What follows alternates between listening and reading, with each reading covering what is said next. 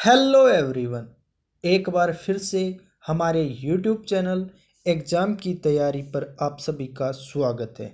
दोस्तों, इस वीडियो में हम बात करने वाले हैं आरबीआई ग्रेड बी के नेक्स्ट मॉक टेस्ट की, जो कि कम्प्लीटली करंट अफेयर बेस्ड और प्रीवियस ईयर क्वेश्चन बेस्ड रहेगा। इसमें 30 से 40 क्वेश्चन करवाएंगे, जो कि आपके लिए बहुत ही ज़्यादा हेल्पफुल रहेंगे। तो अगर आप अच्छे से किसी भी एग्ज़ाम की तैयारी करना चाहते हो तो जुड़ जाइए हमारे यूट्यूब चैनल एग्ज़ाम की तैयारी के साथ। और यदि नोट्स और पीडीएफ चाहते हो तो उसके लिए ज्वाइन कर सकते हो हमारे टेलीग्राम चैनल को, जिसका लिंक वीडियो डिस्क्रिप्शन में दिया गया है, या फिर आप सर्च कर सकते हो एग्ज़ाम की तैयारी। और जो आरबीआई का हमने क्रैश कोर्स स्टार्ट किया था, उसमें जो टेलीग्राम पर हमने कम से कम 30 टॉपिक करवा दिए हैं, जो कि स्टैटिक टॉपिक और करंट अफेयर बेस्ड टॉपिक हैं। हूबहू जनरल अवेयरनेस के वहाँ से क्वेश्चन पूछे जाते हैं। अभी कुछ जो टॉपिक रह गए हैं उनको हम मॉक टेस्ट से कवर कर लेते हैं, क्योंकि परसों एग्ज़ाम है, तो आपके लिए ये बहुत ही ज़्यादा हेल्पफुल रहेगा। तो देखिए, जो आज का पहला क्वेश्चन है वो है, What does F stand for in the abbreviation of MSF related to banking? ये कह रहा है बैंकिंग के अंदर एक टर्म होती है MSF, उसके अंदर जो F है उसका मतलब क्या है। आपके ऑप्शन है फीचर, फैसिलिटी, फाइनेंस, फॉरेन या फिर फंड। यहाँ से जो आपका आंसर रहेगा वो रहेगा MSF की जो फुल फॉर्म होती है वो होती है मार्जिनल स्टैंडिंग फैसिलिटी। तो यहाँ से ऐप का जो मतलब रहेगा वो रहेगा फैसिलिटी। देखिए, MSF के बारे में जान लेते हैं थोड़ा। MSF होती है जो, ये एक विंडो होती है जो बैंकों के लिए किस लिए होती है, to borrow from the Reserve Bank of India in an emergency situation when inter bank liquidity dries up completely. ये जो MSF होती है ये आरबीआई से कर्ज लेने के लिए होती है इमरजेंसी सिचुएशंस में। जो दूसरे बैंक हैं वो आरबीआई से कर्ज ले सकते हैं इमरजेंसी सिचुएशंस में। नेक्स्ट क्वेश्चन की बात करूं तो देखिए, नेक्स्ट क्वेश्चन है, Shri Venkateswara National park is located in which of the following states. आपके ऑप्शन रहेंगे यहाँ पर कर्नाटका, आंध्र प्रदेश, महाराष्ट्र, केरला या फिर मध्य प्रदेश। कह रहा है श्री वेंकटेश्वरा नेशनल पार्क है वो किस स्टेट में है। तो यहाँ से आपका जो आंसर रहेगा वो रहेगा आंध्र प्रदेश। जो श्री वेंकटेश्वरा नेशनल पार्क है ये कहाँ पर है, आंध्र प्रदेश के अंदर। नेक्स्ट बात करूँ तो देखिए, a non banking financial company is registered under which of the following acts. ये कह रहा है कि कोई एक नॉन बैंकिंग फाइनेंशियल कंपनी है वो किस एक्ट के अंडर अपना रजिस्ट्रेशन करवाती है। तो यहाँ पर आपके ऑप्शन हैं निगोटिएबल इंस्ट्रूमेंट्स एक्ट, या फिर bankers book of evidence act, या ऑप्शन है आपका कंपनीज एक्ट ऑफ 1956, या इंडियन ट्रस्ट एक्ट, या फिर बैंकिंग रेगुलेशन एक्ट। तो यहाँ पर जो आपका आंसर रहने वाला है वो रहेगा कंपनीज एक्ट 1956। कोई भी अगर नॉन बैंकिंग फाइनेंशियल कंपनी है तो वो कंपनीज एक्ट 1956 के अंडर अपना रजिस्ट्रेशन करवाती है। देखिए, इसके बारे में थोड़ा जान लेते हैं।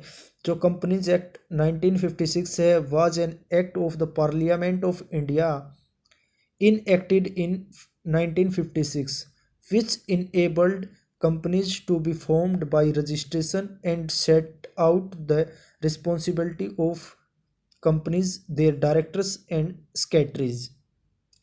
तो यहाँ पर देखिए, जो कंपनीज एक्ट 1956 है ये आया था 1956 में, और इसके अंदर जो कंपनीज़ का रजिस्ट्रेशन होता है और इसके अलावा जितने भी कंपनीज़ की रिस्पॉन्सिबिलिटीज़ होती है, इसके डायरेक्टर होते हैं, सेक्रेटरीज होते हैं, उनके बारे में ये डिसाइड करता है। नेक्स्ट बात करूं तो नेक्स्ट क्वेश्चन है, the minimum outstanding among of an NPA account on which the bank can initiate action under SARFAESI act is. तो ये कह रहा है कि ऐसी कितनी मिनिमम आउटस्टैंडिंग अमाउंट होती है एनपीए अकाउंट के लिए जिसमें जो सरफेसी एक्ट है उसको उसके अंडर एक्शन लिया जा सकता है। आपके ऑप्शन है 10 लाख रुपए, 5 लाख, 3 लाख, 1 लाख या फिर 2.5 लाख। तो यहाँ से जो आपका आंसर रहेगा वो रहेगा 1 लाख। तो इसके बारे में थोड़ा जान लेते हैं। देखिए, जो सरफासी एक्ट है ये 2002 के अंदर आया था। इसका फुल फॉर्म क्या होती है? The securitisation and reconstruction of financial assets and enforcement of securities interest act 2002, also known as SARFAESI act. ये एक इंडियन लॉ है। इसमें क्या होता है? It allows banks and other financial institutions to acquisition residential और commercial properties of defaulters to recover loan. देखिए, इसके अंदर क्या कहता है ये कि इस एक्ट के अंदर यदि कोई भी मतलब व्यक्ति है या कोई फाइनेंशियल कंपनी है, इंस्टीट्यूशन है, अगर वो अपना लोन रिकवर नहीं करता है, वो डिफ़ॉल्टर बन जाता है, तो यहाँ पर बैंक उसके कमर्शियल प्रॉपर्टीज़ को और उसके रेजिडेंस को उसको अपने अंडर में ले सकता है। एक यहाँ पर वर्ड आया था एनपीए अकाउंट। जो एनपीए अकाउंट होता है वो क्या होता है? Non performing asset account. इसके अंदर क्या होता है? इसके अंदर क्लासिफिकेशन होता है लोन्स का और advance that are in default in arrears. A loan is in arrears when principal और इंटरेस्ट पेमेंट्स आर लेट और मिस्ड। जो एनपीए अकाउंट के अंदर क्या होता है?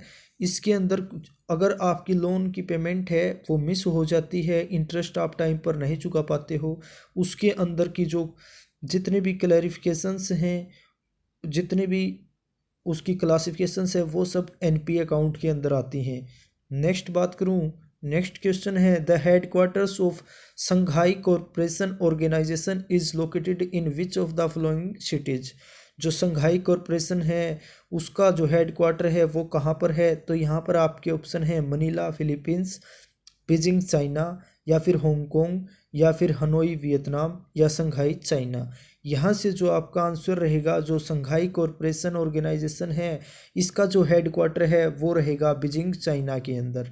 नेक्स्ट क्वेश्चन की बात करूँ तो देखिए, नेक्स्ट क्वेश्चन क्या कहता है? Mathikettan Shola national park is located in which of the following states. जो मथिकेतन सोला पार्क है ये किस स्टेट के अंदर है? आपके ऑप्शन रहेंगे केरला, तमिलनाडु, महाराष्ट्र, उड़ीसा, या फिर सिक्किम। यहाँ से जो आपका आंसर रहेगा वो रहेगा केरला। जो मथिकेतन सोला नेशनल पार्क है वो कहाँ पर है? केरला के अंदर। नेक्स्ट क्वेश्चन की बात करें तो देखिए, नेक्स्ट क्वेश्चन कहता है India's first freight village developed by inland waterways authority of India is established in which of the flowing cities in India. देखिए, यहाँ पर पहला फ्रेट विलेज डेवलप किया गया है कहाँ पर? बाय इनलैंड वाटरवेज के अंदर। तो ये पूछ रहा है ये किस सिटी के अंदर इस्टेब्लिश किया गया है? आपके ऑप्शन हैं वाराणसी, कोल्हापुर, विशाखापट्टनम, या फिर गांधीनगर, या कोच्चि। यहाँ से जो आपका आंसर रहेगा वो रहेगा वाराणसी। जो पहला फ्रेट विलेज है वो कहाँ पर डेवलप किया गया है? वाराणसी के अंदर। नेक्स्ट क्वेश्चन की बात करूँ तो देखिए, what does a stand for in CRAR। जो CRAR है इसमें जो ए है उसका मतलब क्या है? तो यहाँ पर जो आपके ऑप्शन है वो रहेंगे एसोसिएशन, असिस्ट, ऑगमेंटेड, या फिर एडिड, या ऑटोमेटेड। यहाँ से जो आपका आंसर रहेगा वो रहेगा असिस्ट। देखिए, इसके बारे में थोड़ा जान लेते हैं। जो CRAR होता है ये क्या होता है? ये होता है कैपिटल एडिक्वेसी रेशियो। इसे capital to risk weighted asset ratio भी कहा जाता है।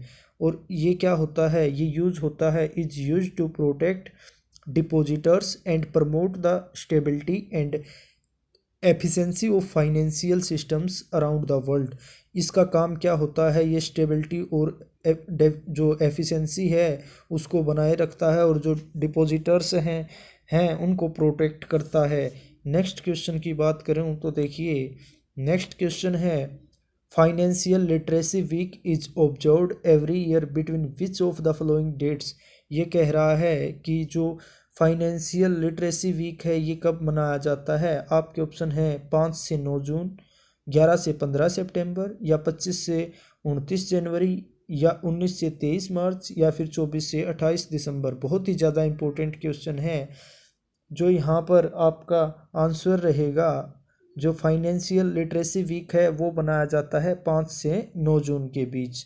यहाँ से बहुत ही ज़्यादा इम्पोर्टेंट रहेगा। नेक्स्ट क्वेश्चन की बात करूँ, नेक्स्ट क्वेश्चन है what is the theme of the 2020 world no tobacco day celebrated on 31 May 2020। जो 31 मई 2020 को नो टोबैको डे मनाया गया था, उसकी थीम पूछी है। यहाँ पर आपके ऑप्शन हैं tobacco and heart disease, tobacco a threat to development, tobacco eradication 2022, या फिर tobacco taking leaves of the people, या नेक्स्ट है protecting youth from industry manipulation and preventing them from tobacco and nicotine use. तो जो यहाँ से आपका answer रहेगा वो रहेगा protecting youth from industry manipulation and preventing them from tobacco and nicotine use. जो टोबैको और निकोटीन यूज को रोकना है यूथ के अंदर। नेक्स्ट क्वेश्चन की बात करूं तो देखिए, नेक्स्ट क्वेश्चन है विच of the following risk is associated with a borrower not being able to pay back loan taken on time। यहाँ पर आपके ऑप्शन रहेंगे ऑपरेशन रिस्क, जो ऑपरेशनल रिस्क, रेपुटेशन रिस्क, या फिर क्रेडिट रिस्क, या कंट्री रिस्क, या सिस्टमेटिक रिस्क। ये कह रहा है कि कोई भी एक जो कर्जदार होता है वो लोन पे करने के लिए पे नहीं कर पाता, तो उसके लिए कौन सा रिस्क होता है, तो इसका आंसर रहेगा क्रेडिट रिस्क। नेक्स्ट क्वेश्चन की बात करूं तो देखिए, नेक्स्ट क्वेश्चन है who has been elected as the prime minister of Ireland in 2020। कह रहा है 2020 में आयरलैंड के किस प्रधानमंत्री को सिलेक्ट किया गया है या इलेक्ट हुआ है। आपके ऑप्शन हैं लियो वाराडकर, या फिर एंडा केनी, या सिमोन कोवने, या गैरी एडम्स, या फिर माइकल मार्टिन। यहाँ पर जो आपका आंसर रहेगा, जो 2020 में किसे चुना गया है, माइकल मार्टिन को। बहुत ही ज़्यादा इम्पोर्टेंट क्वेश्चन है। और इससे पहले थे जो वो थे लियो वार्डकर, जिन्हें 2017 में चुना गया था। ये भी इम्पोर्टेंट है। नेक्स्ट क्वेश्चन की बात करूं तो देखिए, नेक्स्ट क्वेश्चन है government of India has launched deep oceans mission to conduct research activities in ocean science and develop technology to harness ocean resources. The mission is associated with which of the following ministries. ये कह रहा है कि जो government of India है उसने deep ocean mission को launch किया है, तो ये कह रहा है कि ये जो टेक्नोलॉजी है ये किस मिनिस्ट्री के अंडर में आती है। आपके ऑप्शन रहेंगे मिनिस्ट्री ऑफ पार्लियामेंट्री अफेयर्स, या मिनिस्ट्री ऑफ होम अफेयर्स, या ministry of science and technology, या ministry of commerce and industry, या मिनिस्ट्री ऑफ अर्थ साइंसेज। तो यहाँ से जो आपका आंसर रहेगा वो रहेगा ministry of earth sciences. Next question की बात करूँ तो देखिए, नेक्स्ट क्वेश्चन है what is the lock in period of ELSS funds. ये जो ELSS फंड है उसका पीरियड पूछा है। तो यहाँ पर आपके ऑप्शन है 5 ईयर्स, 10 ईयर्स, या till the customer attends the age of 60 years, या 3 ईयर्स, या नो लॉक इन पीरियड। तो यहाँ से जो आपका आंसर रहेगा, जो ELSS फंड है उनका जो लॉक टाइम होता है वो होता है 3 ईयर्स का। देखिए इसके बारे में थोड़ा जान लेते हैं। पहले ELSS होता क्या है। ये होता है इक्विटी लिंक्ड सेविंग स्कीम होती है, जिसके अंदर क्या होता है, इसके अंदर होता is a type of diversified equity scheme which is closed ended with a lock-in period of 3 years offered by mutual funds of India. They offer tax benefits under the section of 80C of Income Tax Act 1961। इसके अंदर जो tax का benefit हो जाता है और ये mutual fund के द्वारा ऑफर किया जाता है, और इसका जो लॉक पीरियड होता है वो 3 साल का होता है। नेक्स्ट बात करूँ तो देखिए, नेक्स्ट क्वेश्चन है systematic investment plan in a financial term associated with which of the following types of investments। तो यहाँ पर जो आपका आंसर जो ऑप्शंस हैं वो हैं type of savings bank account, primary market, या म्यूचुअल फंड्स, या फॉरेन डायरेक्ट इन्वेस्टमेंट, या other than the given option. तो जो सिस्टमेटिक इन्वेस्टमेंट प्लान है वो क्या है, यहाँ पर जो आपका आंसर रहेगा वो रहेगा म्यूचुअल फंड्स। जो म्यूचुअल फंड्स होते हैं वो सिस्टमेटिक इन्वेस्टमेंट प्लान होते हैं। नेक्स्ट क्वेश्चन की बात करूँ तो देखिए, नेक्स्ट क्वेश्चन है Abdul Hakim al Tahir who passed recently is associated with which of the following fields. आपके ऑप्शन रहेंगे, जो अभी अब्दुल हकीम अल ताहिर हैं, अभी हाल ही में इनका निधन हो गया है, तो ये पूछ रहे हैं ये किस फील्ड से संबंधित हैं। आपके ऑप्शन है डायरेक्टर एंड डायरेक्ट एक्टर, या कथक डांसर, या जर्नलिस्ट, या स्पोर्ट्स पर्सन, या पॉलिटिशियन। अभी एक बार मैं आपको बता दूं, ये जनवरी 2021 में इनका डेथ हुआ है, और ये क्या थे, ये थे डायरेक्टर और एक्टर। ये बहुत ही ज़्यादा इंपॉर्टेंट क्वेश्चन है, आने वाले एग्जाम में पूछा जा सकता है, Abdul Hakim al Tahir. Next question की बात करूं, नेक्स्ट क्वेश्चन है world day of international justice is observed every year on which of the following days. ये जो पूछ रहा, जो इंटरनेशनल जस्टिस डे है वो कब मनाया जाता है। आपके ऑप्शन हैं जुलाई 17, या मार्च 10, या दिसंबर 2022, या फिर 4 अप्रैल, या सितंबर 20। यहाँ से जो आपका आंसर रहेगा, जो इंटरनेशनल जस्टिस डे है वो मनाया जाता है 17 जुलाई को। नेक्स्ट क्वेश्चन की बात करूँ तो देखिए, नेक्स्ट क्वेश्चन है head quarters of Nordic investment bank is located in which of the following cities. जो नॉर्डिक इन्वेस्टमेंट बैंक है इसका हेड क्वार्टर कहाँ पर है। आपके ऑप्शन हैं ओस्लो नॉर्वे, या फिर हेलसिंकी फिनलैंड, या जो डेनमार्क की कैपिटल है कोपेनहेगन, या फिर इसके अलावा बात करूं तो नेक्स्ट है रेकविक आइसलैंड, या स्टॉकहोम स्वीडन। नेक्स्ट, तो यहाँ पर जो आंसर रहेगा, जो नॉर्डिक इन्वेस्टमेंट बैंक है उसका जो हेडक्वार्टर कहाँ पर है वो है हेलसिंकी फिनलैंड के अंदर। नेक्स्ट क्वेश्चन की बात करूँ तो देखिए, जो अलेक्जेंडर जवेर्व हैं वो किससे एसोसिएटेड हैं, is associated with which of the following sports. जो अलेक्जेंडर जवेर्व हैं वो किस स्पोर्ट्स से रिलेटेड हैं। आपके ऑप्शन है बैडमिंटन, टेनिस, क्रिकेट, स्विमिंग, या फिर गोल्फ। तो यहाँ से आपका आंसर रहेगा टेनिस। जो अलेक्जेंडर जेरव हैं वो टेनिस से रिलेटेड हैं। नेक्स्ट क्वेश्चन की बात करूँ, captain Satish Sharma who passed away recently is a famous. आपके ऑप्शन रहेंगे politician, social worker, scientist, musician, या फिर स्पोर्ट्स पर्सन। अभी हाल ही में जनवरी में कैप्टन सतीश शर्मा का निधन हो गया है, तो पूछ रहा है वो क्या थे। तो यहाँ पर आपका आंसर रहेगा वो थे पॉलिटिशियन। और जो राजीव गांधी की सरकार में इनके पास मिनिस्ट्री भी थी, तो और वो राजीव गांधी के अच्छे फ्रेंड भी थे। और अभी जनवरी में इनका हाल ही में निधन हो गया है। ये क्या थे, एक पॉलिटिशियन थे। तो ये थे आज के कुछ क्वेश्चंस और इनसे रिलेटेड फैक्ट्स, जो आने वाले एग्ज़ाम के लिए आपके लिए बहुत ही ज़्यादा हेल्पफुल रहने वाले हैं। और यदि आप एक बार ब्रीफली रिवाइज करना चाहते हैं आरबीआई ग्रेड बी के लिए अच्छे से, तो हमने 23 टॉपिक्स हैं जो वो टेलीग्राम पर नोट्स टाइप में पोस्ट कर दिए हैं, और कुछ वीडियोज़ यहाँ पर यूट्यूब पर दे दी हैं। क्योंकि टाइम कम था तो पूरा यूट्यूब पर करना पॉसिबल नहीं था, तो आप वहाँ पर जाकर पूरा क्रैश कोर्स कर सकते हो। अभी 2 दिन बचे हैं, पूरा रिवाइज हो जाएगा। और अगर आपको वीडियो पसंद आई है तो वीडियो को लाइक कर लीजिए, और हमारे यूट्यूब चैनल को सब्सक्राइब कर लीजिए। अगर आप किसी भी एग्ज़ाम की अच्छे से तैयारी करना चाहते हो तो, और नोट्स और पीडीएफ के लिए टेलीग्राम चैनल को ज्वाइन कर सकते हो। अच्छे से पढ़ते रहिए, स्वस्थ रहिए, मस्त रहिए। Okay, thank you.